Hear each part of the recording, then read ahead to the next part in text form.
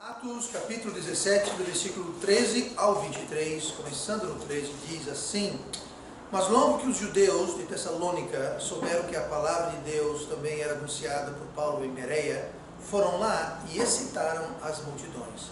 No mesmo instante, os irmãos mandaram a Paulo que fosse até o mar, mas Silas e Timóteo ficaram ali. E os que acompanhavam Paulo o levaram até Atenas, e recebendo ordem para que Silas e Timóteo fossem ter com ele, o mais depressa possível, partiram. E enquanto Paulo os esperava em Atenas, o seu espírito se comovia em si mesmo, vendo a cidade tão entregue à idolatria, de sorte que disputava na sinagoga com os judeus e religiosos, e todos os dias na praça com os que se apresentavam. E alguns dos filósofos epicureus e estoicos contendiam com ele, e uns diziam: que quer dizer este paroleiro? E outros: parece que é pregador de deuses estranhos, porque eles anunciava Jesus e a ressurreição. E tomando-o, o levaram ao Areópago, dizendo: poderemos nós saber que nova doutrina é essa de que falas? Pois coisas estranhas nos trazes aos ouvidos. Queremos, pois, saber o que vem a ser isto.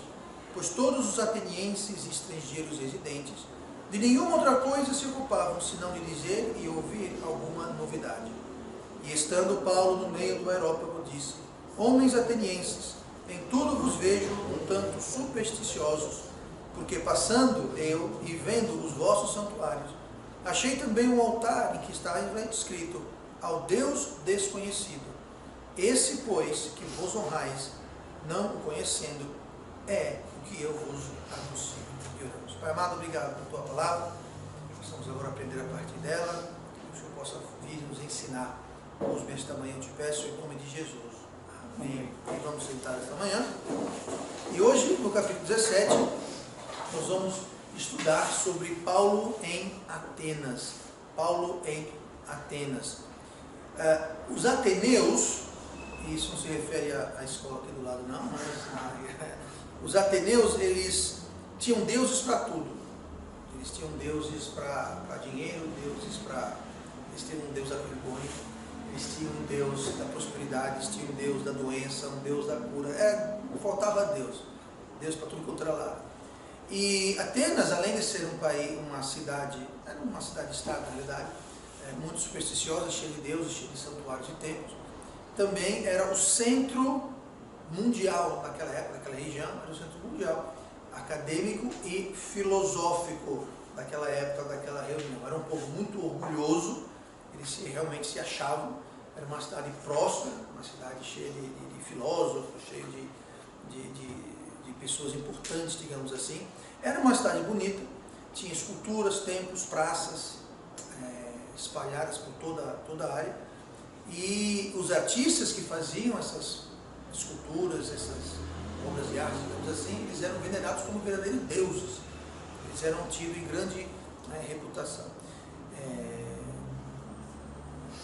A cidade em si, ela começou num monte, não é bem um monte, porque o topo do monte ele é plano, como se fosse um tabuleiro, digamos assim, e depois se espalhou, e hoje Atenas ela se espalha bastante, vários quilômetros, mas em cima daquele topo rochoso, onde começou a cidade, nós temos, o que tem lá, existe até hoje, é o Partaneion, que seria o templo central deles, onde todos os melhores deuses eram reunidos ali, digamos assim.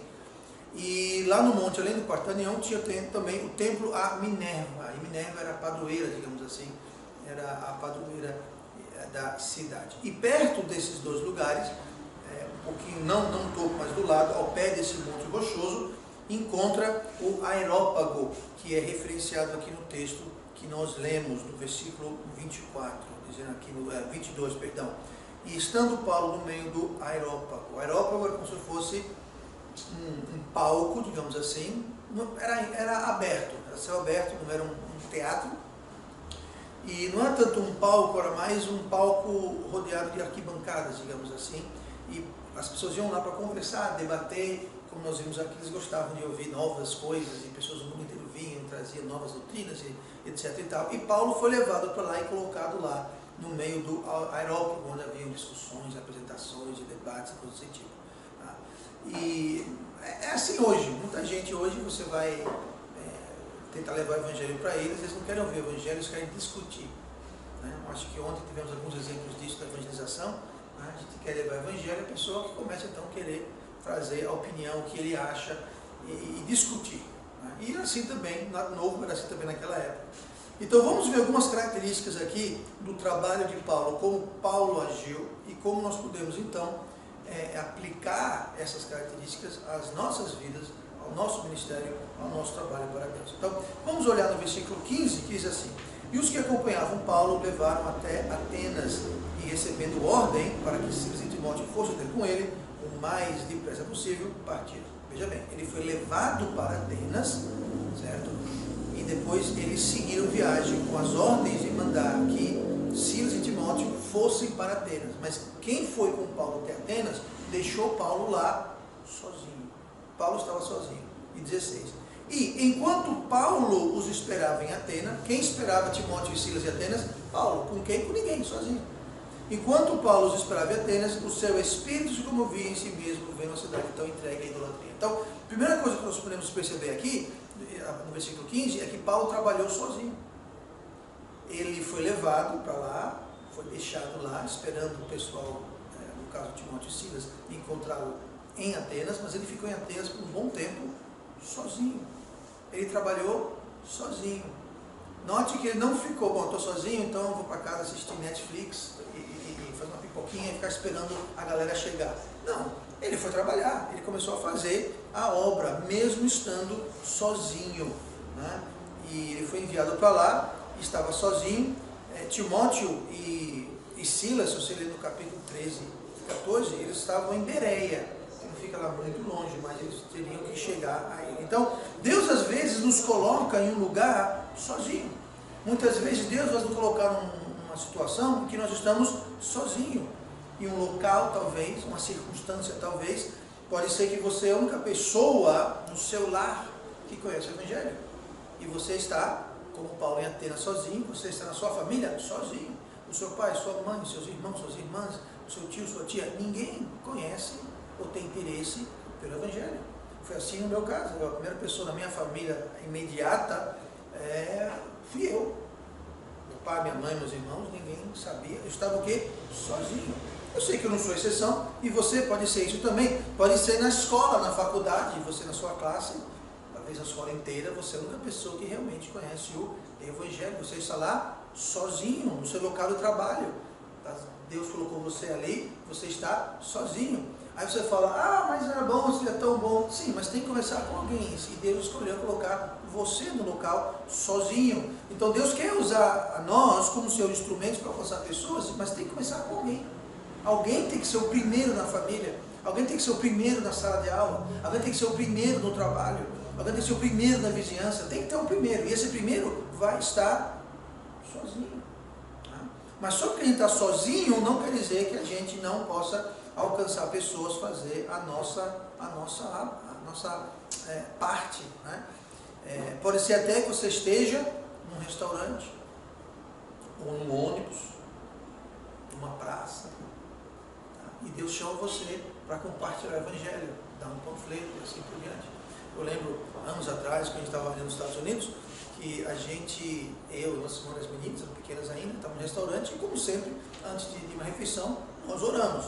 Nós oramos quando estamos em casa, oramos quando tem visita em casa, nós oramos quando estamos no restaurante, nós oramos, não interessa, nós oramos antes das refeições. Pastor, então restaurante, só vocês? Porque eu quero agradecer a Deus, eu quero abençoar o alimento, não interessa, se é só a gente, né? Não é só na igreja. Hoje temos café da manhã aqui, nós oramos, mas não é só para agradecer e abençoar o alimento quando está na igreja, quando está em casa também, quando está num restaurante, quando está numa lanchonete, quando está, enfim, em qualquer lugar. Mas nessa ocasião, lembro que nós oramos, né? Agora, também não precisa você ficar em pé em cima da igreja, estender os braços e ficar, Senhor Deus, abençoe, não precisa também fazer show, né? Uma oração normal, como você faz em casa, e foi o que nós fizemos. E eu não lembro se foi durante a refeição, no tempo da refeição, veio uma mulher para a nossa mesa, né? E ela falou, eu observei vocês de longe e percebi que vocês agradeceram, oraram a Deus antes da refeição. Só quer dizer que aquilo foi uma bênção para mim. E aquilo me convenceu de que eu também vou começar a fazer isso. Veja só, eu não sabia aquilo, eu não fiz para show. A mulher, eu imagino, provavelmente era salva, cristã, eu não sei, mas eu imagino. Mas veja bem, aquilo foi uma bênção para ela. Aquilo foi uma ajuda para ela. Por quê? Porque nós estávamos mesmo sozinhos, num monte de mesa, só a gente estava orando. Tá? Então, é até coisas pequenas. Você está no ônibus, na fila do banco, você está em algum lugar, você pega um táxi, pode dar para frente, para o cobrador, para o motorista, para o caixa no banco, para o caixa no supermercado, para o frentista no posto de gasolina, para o atendente na loja, enfim. Nós podemos fazer nossa parte mesmo estando sozinhos. Evangelizar não é uma coisa que a gente faz apenas dia de terça, ou quinta, ou sábado, e tal, a tal hora.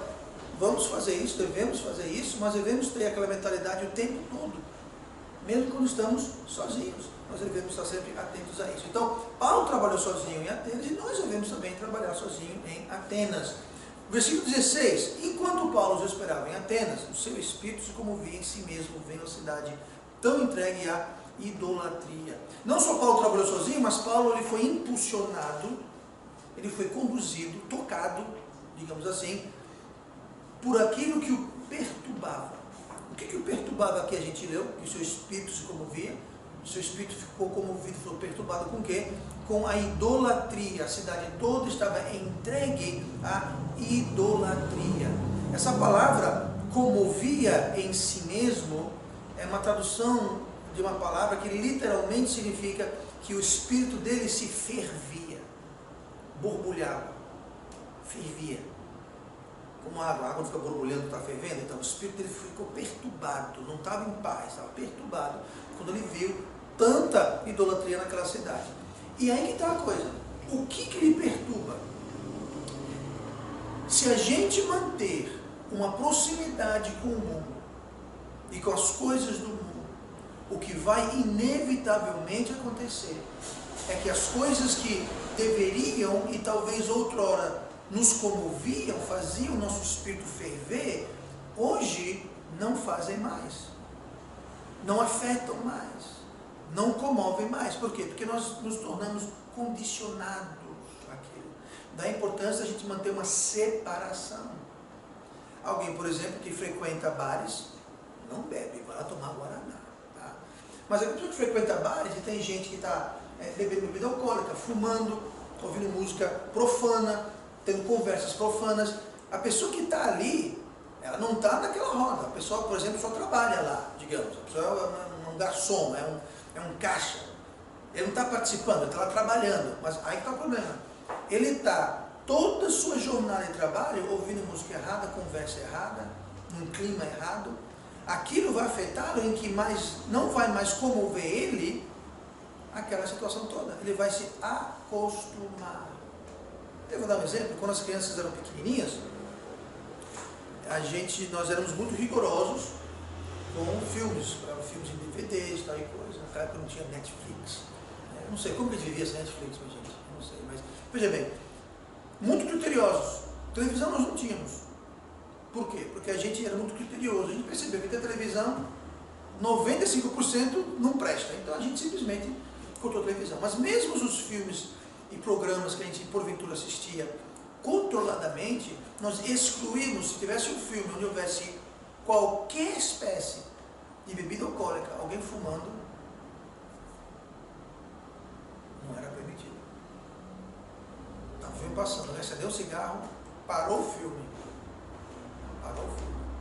Por que, pastor? Porque eu não queria que minhas filhas ficassem acondicionadas ou acostumadas com aquilo. Eu queria que quando elas vissem alguém fumando, bebendo, fazendo uma coisa errada, aquilo fosse um choque.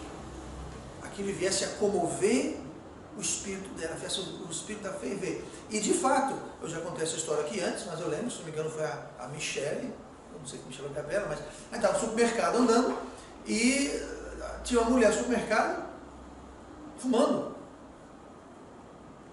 A minha linda filha criou o maior fuzuê. Ela olhou para a mulher, apontou o dedo e falou: olha, mamãe, uma mulher do diabo, ela está fumando. Por quê? Aquilo chocou ela, aquilo comoveu ela, o espírito ferveu. Ela tem uma reação, não queria ofender, não queria confusão nenhuma. a sorte foi nos Estados Unidos, foi na Inglaterra isso, e ela foi em português. Então, a mulher não entendeu. Mas entenda, ela não falou aquilo para chocar, para causar confusão, ela falou aquilo porque realmente o espírito dela ficou comovido. Ela falou, ela não sabe que é errado, porque chocou. Ela não tinha convivência com aquilo. Então, esse é o alvo. Nós temos que ter uma vida separada para a gente não adaptar, aceitar, se conformar com o mundo. Porque se a gente se aceita, se conforma, se adapta ao mundo, o nosso espírito não vai ficar comovido em nós mesmos, como foi o caso de Paulo. Nós não vamos ficar tocados, nosso espírito vai ficar abalado quando a gente vê o erro que está tão prevalente no mundo. Então, esse aqui é a razão porque muitos crentes são indiferentes e têm uma frieza espiritual, porque eles estão acostumados, acondicionados às coisas do mundo, e não as choca, e não as perturba eles estão acostumados, para ele aquilo se tornou a norma. E agora, o que foi que apelou a Paulo, o espírito dele que o moveu, foi a idolatria. Isso é alguma coisa que o povo de Deus sempre deve estar incomodado com a idolatria. Lá não abram suas Bíblias, eu vou ler, mas Êxodo 32, versículo 19, fala assim, falando sobre Moisés. Aconteceu que, chegando Moisés ao arraial, e vendo o bezerro e as danças, acendeu-se-lhe o furor, e arremessou as tábuas das suas mãos e quebrou-se ao pé do monte. Tomou o bezerro que tinham feito, queimou no fogo, moendo-o até que se tornou em pó, e os espargiu sobre as águas, e deu a beber aos filhos de Israel. Você vê como comovido ficou Moisés. Ele vinha descendo com as leis, as tábuas da lei na mão, chegou lá no arraial, no acampamento, estava a maior festa lá, um bezerro de ouro, todo mundo dançando, pulando, adorando, idolatrando aquilo ali. Ele jogou as tábuas no chão, quebrou, estava bravo, estava comovido. Entrou dentro do arraial, pegou o bezerro, queimou, fez ele em pó, colocou na água e fez todo mundo beber. Ou seja, mandou o bezerro goela abaixo de todo mundo. Por que ele estava comovido? Porque ele estava com o espírito fervendo quando ele viu aquilo e ele tomou medidas drásticas. Muito crente não toma medida drástica com as coisas do mundo, porque eles estão acostumados. Eles não ficaram chocados como Paulo, como Moisés, estão acostumados, é normal. A gente até gosta. Por quê? Porque não vive uma vida de separação. Então, o alvo do nosso ministério, da igreja, não é para que as pessoas sejam necessariamente abençoadas, apesar que a gente quer isso. Mas entenda que a bênção não é o fim, a bênção é uma consequência. As bênçãos de Deus são uma consequência. E nós sabemos que muita gente tem, inclusive igrejas famosas, conhecidas, que todo o ministério dele faz a bênção o fim. A bênção é o principal, as pessoas vão lá atrás de uma bênção. A bênção não é o fim, a bênção é o resultado. A bênção é a fumaça, não é o fogo, é o resultado. Então, o que nós devemos fazer é a gente colocar Deus em primeiro lugar. Qualquer coisa em nossas vidas, na sua vida, na minha vida, que está acima de Deus, aquilo é idolatria. Idolatria não precisa ser um bezerro de ouro. Idolatria não precisa ser uma imagem. Idolatria é qualquer coisa. Pode ser seu trabalho. Idolatria pode ser a sua família. Deus é contra a família? Não, foi Deus que inventou a família, Deus que criou a família. Deus é a favor da família, mas quando na nossa família toma o lugar de Deus, é idolatria. Maridos, nós somos ordenados por Deus a amar nossas esposas. Sabe uma coisa? No momento que você ama a sua esposa mais do que você ama Deus, é idolatria. Devemos amar os nossos filhos, mas a partir do momento que o seu filho apita mais do que Deus na sua vida, aquilo é idolatria. Deus quer que a gente trabalhe? Deus quer que a gente trabalhe. A Bíblia fala que não trabalhar não coma, nós temos que trabalhar, Deus quer que todo mundo trabalhe. Mas a partir do momento que o seu trabalho é mais importante do que Deus, o seu trabalho se torna idolatria. Nós devemos cuidar do templo que é o nosso corpo.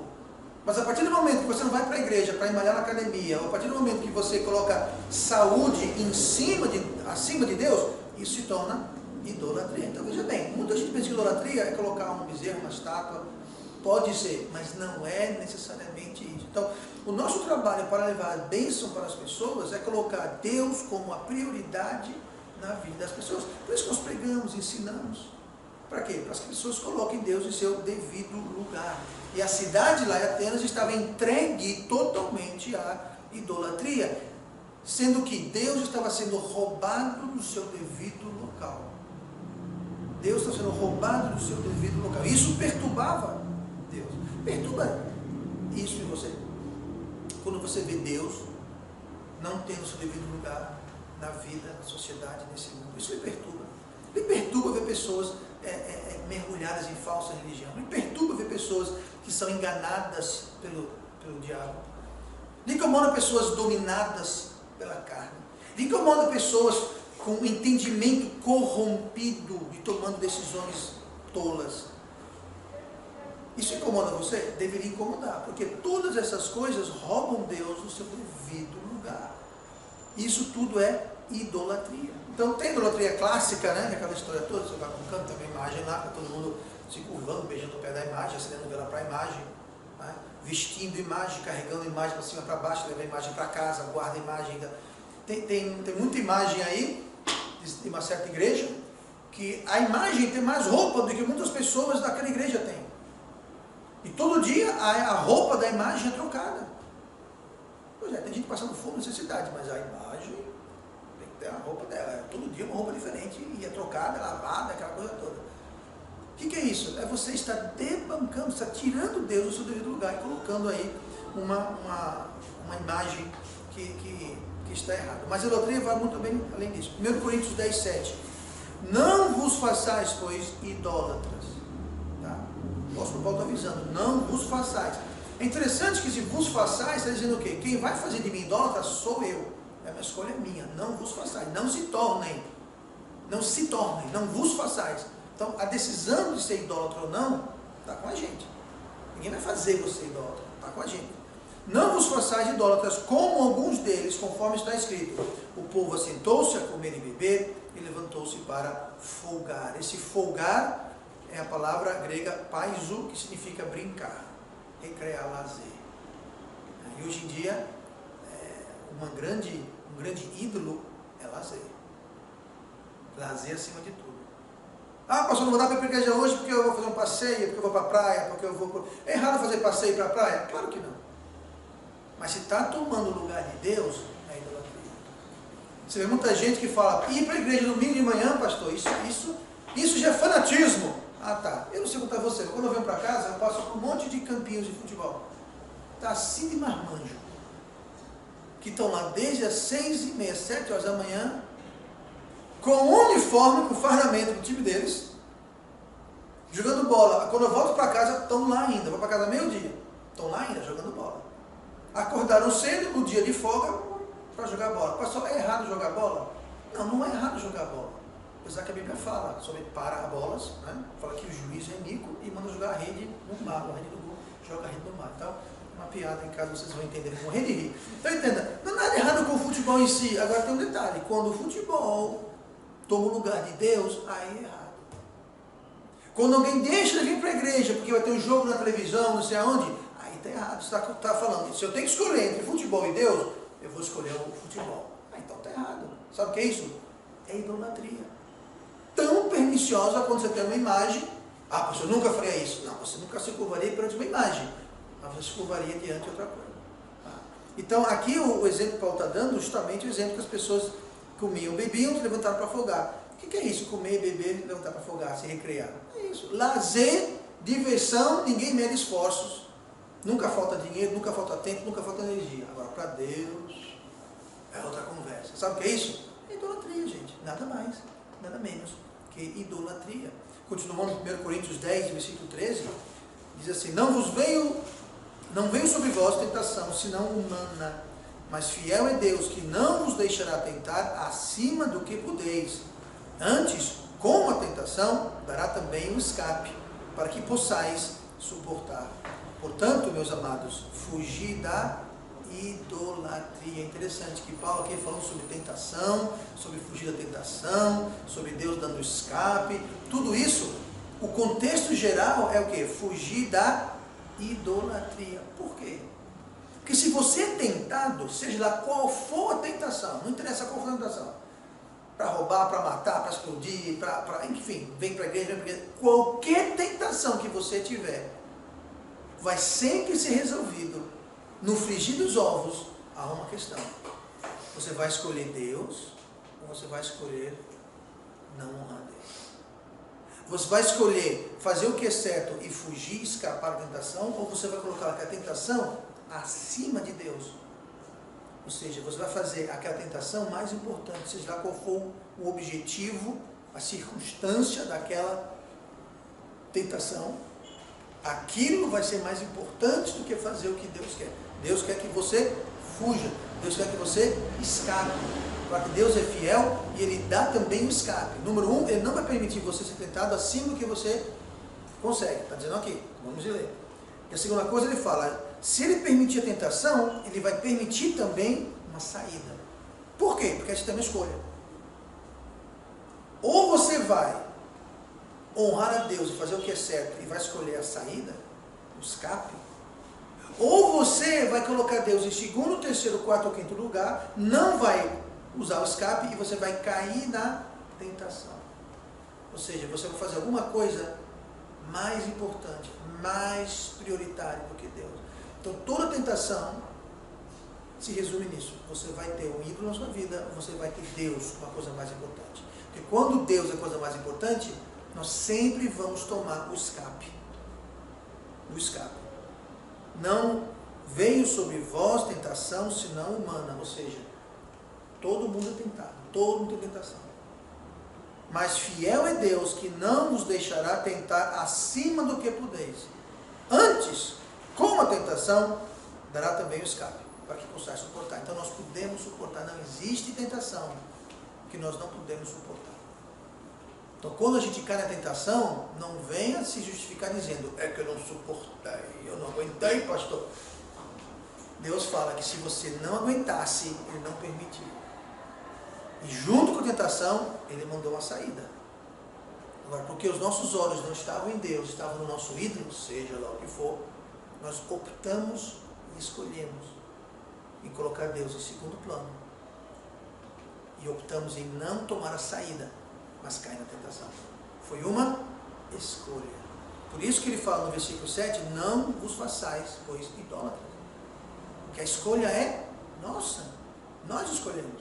Então lá estava Paulo no meio de Atenas, viu a cidade totalmente tomada, e é interessante, eu já tive o privilégio, Deus permitiu que eu visitasse Atenas, já estive em Atenas, e realmente uma cidade muito bonita, a parte velha, a parte nova não é bonita, é horrível, é suja, a parte nova é horrível,